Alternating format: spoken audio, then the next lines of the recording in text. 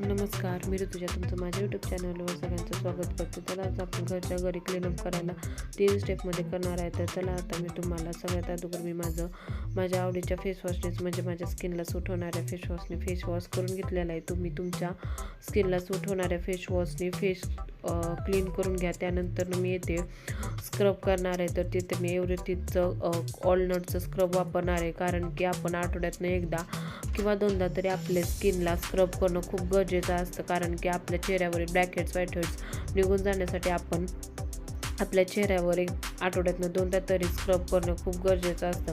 तर तुम्ही बघू शकता आता इथे मी हातावर माझ्या जेवढ्या चेहऱ्याला लागेल तेवढं मी स्क्रब घेतलेलं आहे. त्याच्यामध्ये ऑलनटचे जे म्हणजे खरमूड असे हे असतात, ऑलनटचे जे दाणे असे हे असतं ते व्यवस्थित पद्धतीने आपल्याला आपल्या चेहऱ्यावरील ब्लॅक हेड्स आणि व्हाईट हेड्स निघून जाऊ शकतात. त्यामुळे आपण त्यामुळे आपण व्यवस्थित पद्धतीने जिथे तुम्हाला ब्लॅक हेड्स व्हाईट हेड्स असतात ते तुम्ही व्यवस्थित पद्धतीने तिथे व्यवस्थित बोटाच्या साहाय्याने व्यवस्थित पद्धतीने मसाज करून घ्या, कारण की त्याने खूप पद्धतीने छान असे स्क्रब करा. तर तुम्ही बघू शकता मी ते कशा पद्धतीने लावून माझं चेहऱ्यावर एकदम मस्त असं स्क्रब केलं. त्यानंतर दुसरी स्टेप म्हणजे मी ते स्टीम घेतलेली आहे. स्टीम घेतल्यानंतर स्वच्छ चेहरा धुतला व मस्त व्यवस्थित पद्धतीने त्याला वॉश केलं.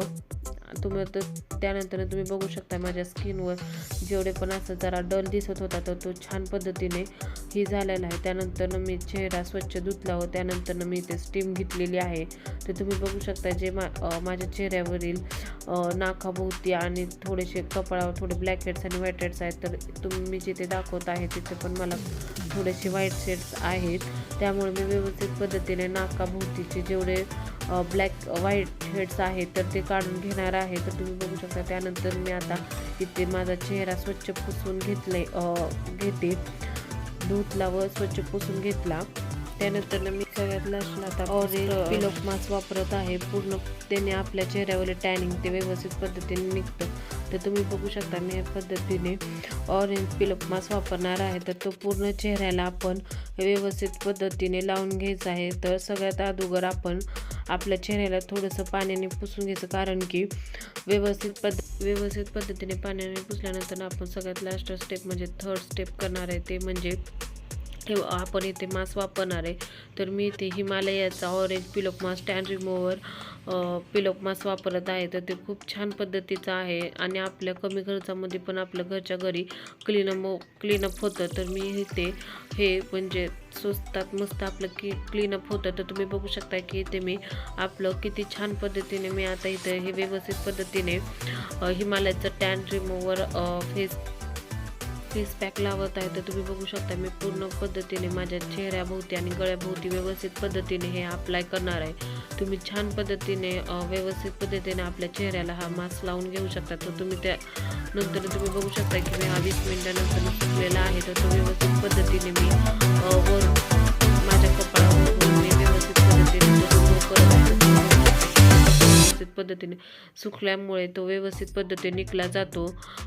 तर तुम्ही बघू शकता किती छान पद्धतीने आपल्या चेहऱ्यावर तो टॅन रिमूव्हर फेस पॅक लावल्यानंतर आपल्या चेहऱ्यावर किती छान पद्धतीने ग्लो येतो. हा तुम्ही घरी माझ्या ह्या पद्धतीने क्लीनअप केल्यानंतर तुम्हाला समजेल. तर तुम्ही बघू शकता की मी ते हा व्यवस्थित पद्धतीने काढून घेत आहे. तर त्यानंतर बघा मी इथे मस्तपैकी माझं पूर्ण चेहऱ्यावरील मास्क व्यवस्थित पद्धतीने काढून घेतलेला आहे आणि तो व्यवस्थित धुवून घेतला व स्वच्छ कपड्याने आपल्या जो टॉवेल असेल त्याने व्यवस्थित पद्धतीने तो स्वच्छ आपला डॅब करून तो व्यवस्थित पद्धतीने पुसून घेणे, कारण की आपल्या स्किनला खूप पद्धतीत हार्श होऊ नये अशा पद्धतीने आपण तो लावून डॅब करून व्यवस्थित पद्धतीने पुसून घ्यावा. त्यानंतर मी ते आता मॉइश्चरायझर लावणार आहे. आपण कुठली स्किन केअर केल्यानंतर आपण मॉइश्चरायझर लावणे खूप इम्पॉर्टंट असते. त्यामुळे मी ते आता हिमालयाचं सॉफ्ट मॉइश्चरायझर वापरत आहे. तर तुम्ही तुमच्या आवडीनुसार व तुमच्या चेहऱ्याला जो सूट होतो तर तुम्ही तिथे लावू शकता. तर त्यामध्ये मी थोडेसे कोकोनट ऑइल वापरलेलं आहे.